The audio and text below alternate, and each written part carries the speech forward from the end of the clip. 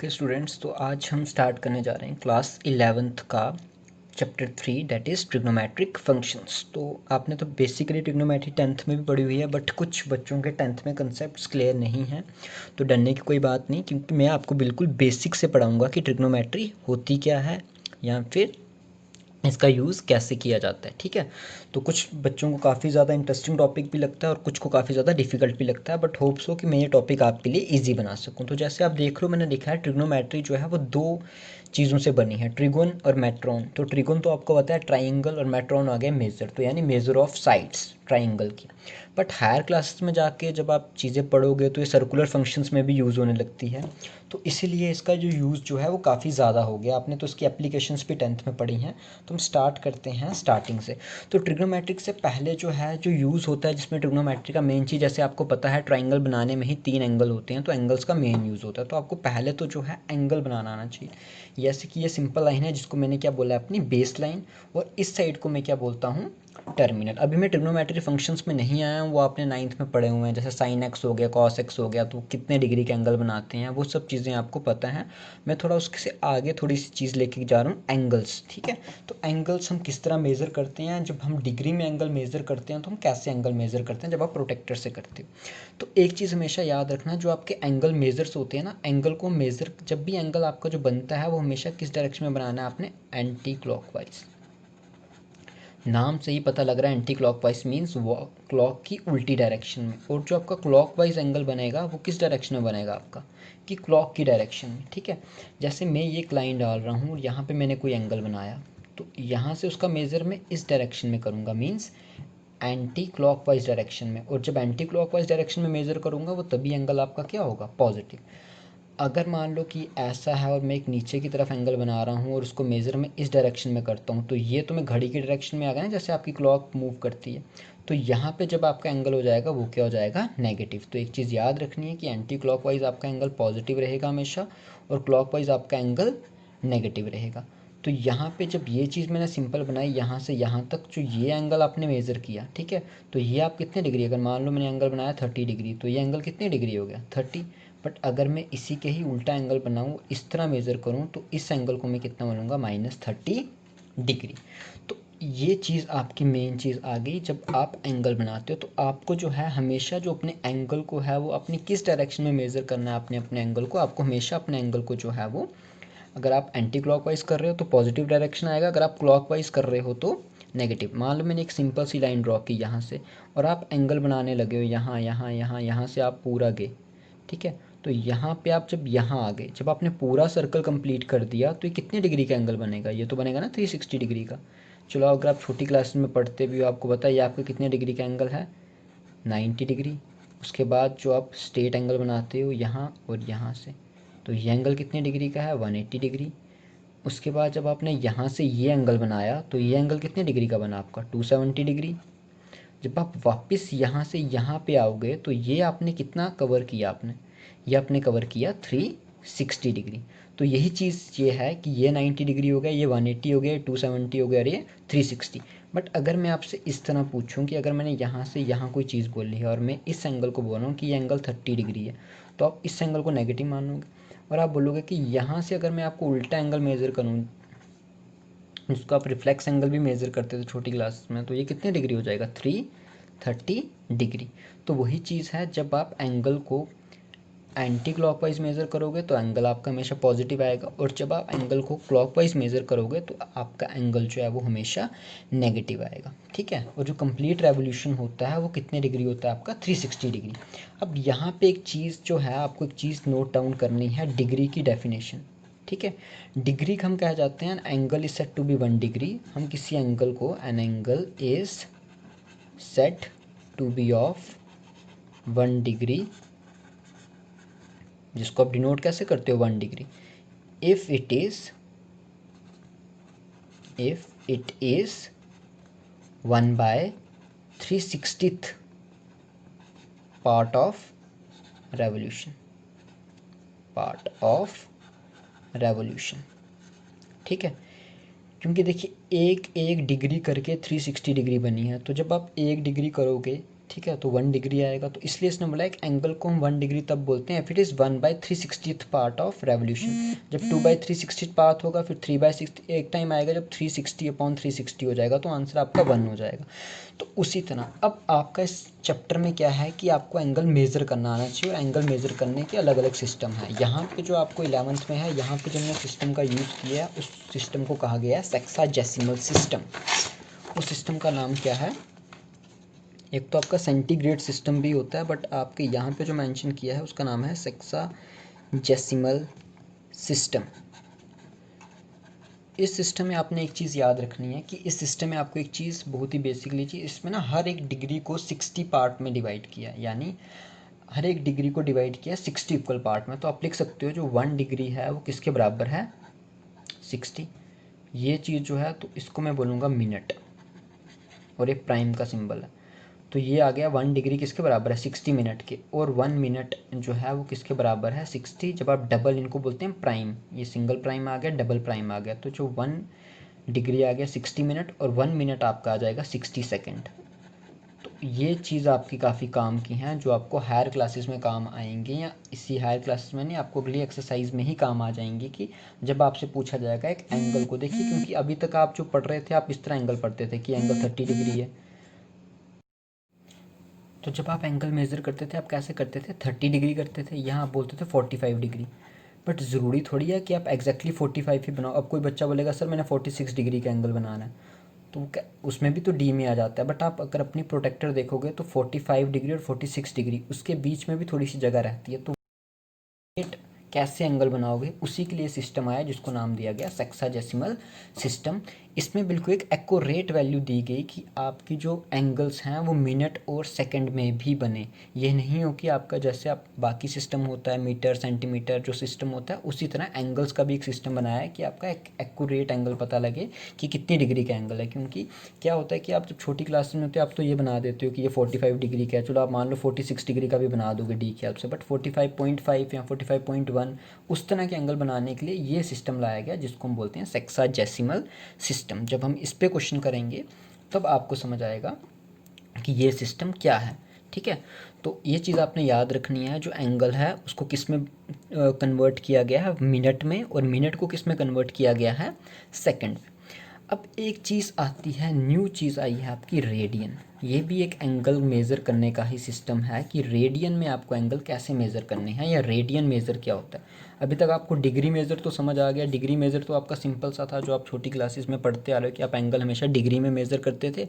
But अब क्या किया गया, डिग्री की थोड़ी सी आपको एक्सटेंडेड फॉर्म बता दिया आगे, कि जैसे आपको बता दिया होता है मीटर का सेंटीमीटर होता है, ऐसी डिग्री को भी थोड़ा सा और ब्रेक करके बताते हैं कि डिग्री के आगे मिनट होते हैं, मिनट के आगे क्या होते हैं आपके? सेकेंड्स। ठीक है, तो ये ताकि आपका एक्यूरेट एंगल आ सके। अब नेक्स्ट चीज़ आती है आपकी रेडियन मेज़र। तो रेडियन मेज़र निकालने के लिए मैं आपको एक बहुत ही सिंपल सा तरीका बताता हूँ, ऐसे बच्चे कंफ्यूज हो जाएंगे। अगर मान लो ये सर्कल है एक, और एंगल निकालना है, मैंने ये सर्कल लिया और इसका रेडियस मान लो मैंने ले लिया 1।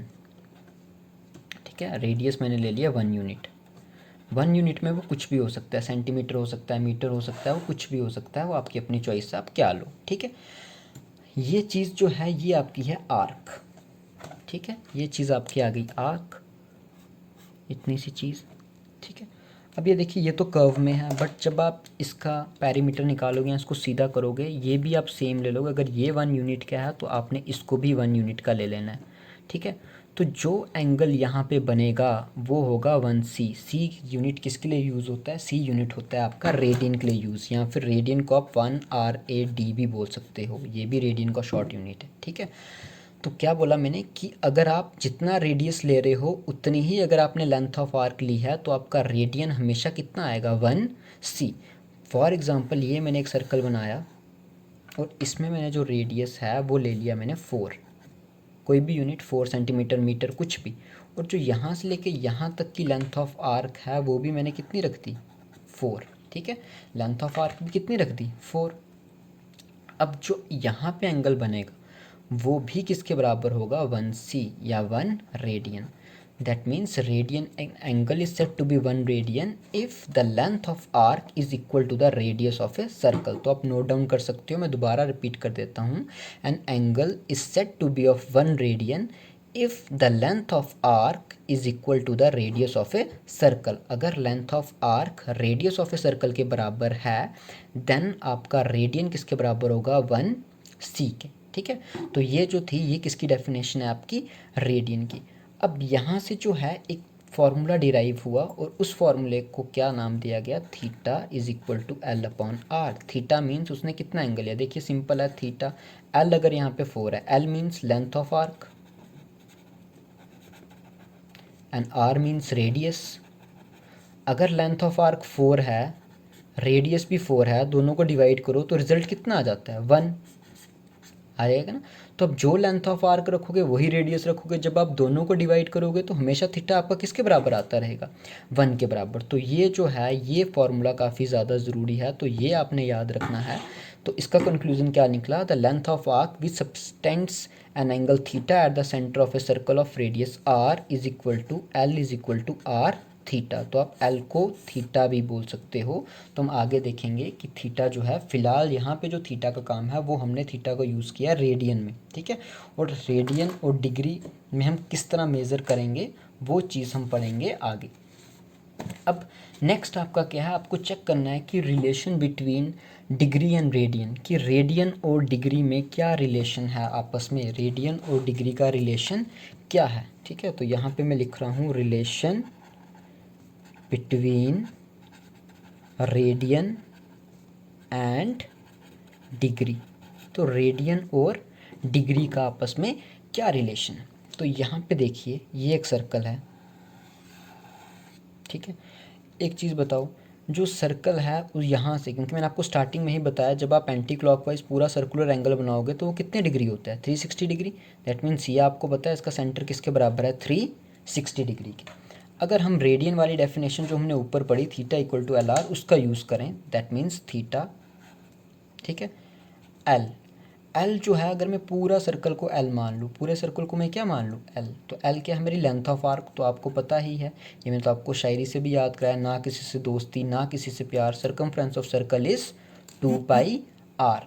तो जब circumference of circle 2 pi r है, मीन्स एल की जगह मैं क्या लिखूँगा, 2 पाई आर। ठीक है, और एक्चुअली ये आ गया 2 पाई आर, और उसका रेडियस आपके पास क्या है, आर। तो जब रेडियस उसका आर है तो ये आर और ये आर आपका क्या हो जाएगा, कैंसिल। तो थीटा जो है वो आपका किसके बराबर आ जाएगा, 2 पाई।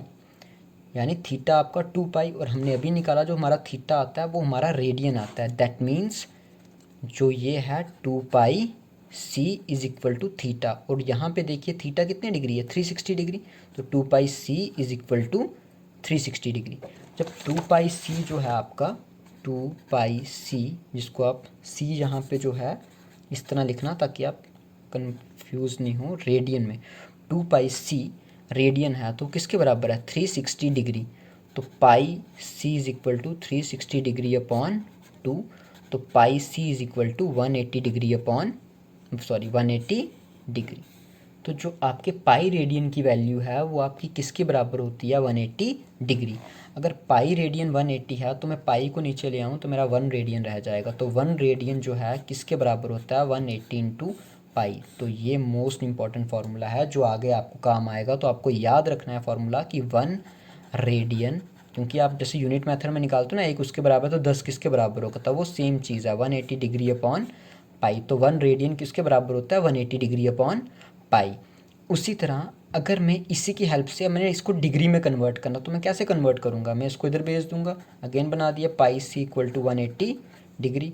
अब मैं इस चीज़ को जो है कहाँ पे ले आऊँगा, डिनोमिनेटर में। तो पाई c 180 डिग्री, तो यहाँ पे मेरे पास कितना रह जाएगा, 1 डिग्री। तो अब मैं बोलूँ कि 1 डिग्री, तो आप क्या बोलोगे, वो किसके बराबर होता है, 1 degree equal to pi 180 RAD।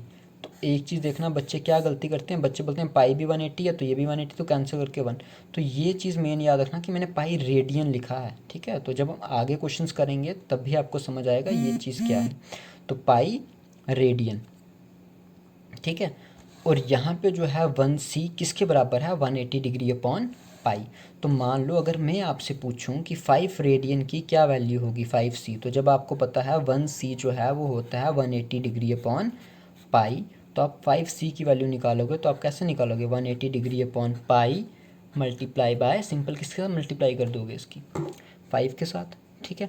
और इस पाई की जगह वैल्यू पुट कर दोगे 22/7 और उसको जब आप सॉल्व करोगे तो आपका आ जाएगा आंसर 180 डिग्री। यहाँ पे हम पाई को लिखेंगे 22/7 मल्टीप्लाई बाय 5, तो 180 डिग्री मल्टीप्लाई बाय 5 22 और 7 कहाँ चल जाएगा आपका टॉप में, फिर 5C। तो उसी तरह हम आगे जो है इन क्वेश्चंस को सॉल्व करेंगे जब आगे आपके क्वेश्चंस आएंगे। फ़िलहाल आपको जो है ये चीज़ सिर्फ जो आज का बेसिक टॉपिक था वो यही था कि आपको ये चीज़ याद रखनी है कि रिलेशंस किस तरह होते हैं कि 1 रेडियन जो है वो किसके बराबर है 180 डिग्री अपॉन पाई, और दूसरी चीज़ आपको याद रखनी है कि 1 डिग्री जो है वो किसके बराबर होता है पाई अपॉन 180 रेडियन। तो जब आपके आगे क्वेश्चंस आएंगे इसके तो हम जो है इन क्वेश्चंस को इसी मेथड से करेंगे।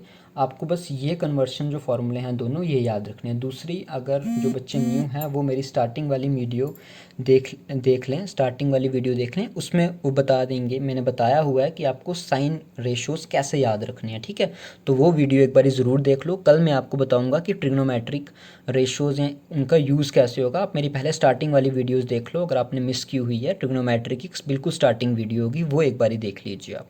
होप सो आपको आज का वीडियो पसंद आएगा। ज़रूर लाइक शेयर और सब्सक्राइब करें। मेरी कोशिश रहेगी कि मैं 11th के आपके मैक्सिमम टॉपिक्स कवर कर सकूं। तो ये तो मेरी फर्स्ट वीडियो थी, अगर थोड़ी बहुत मिस्टेक्स हो भी गई हैं तो मैं होप सो कि नेक्स्ट वीडियो में उनको इग्नोर करने की कोशिश करूँगा। Thank you and have a good day.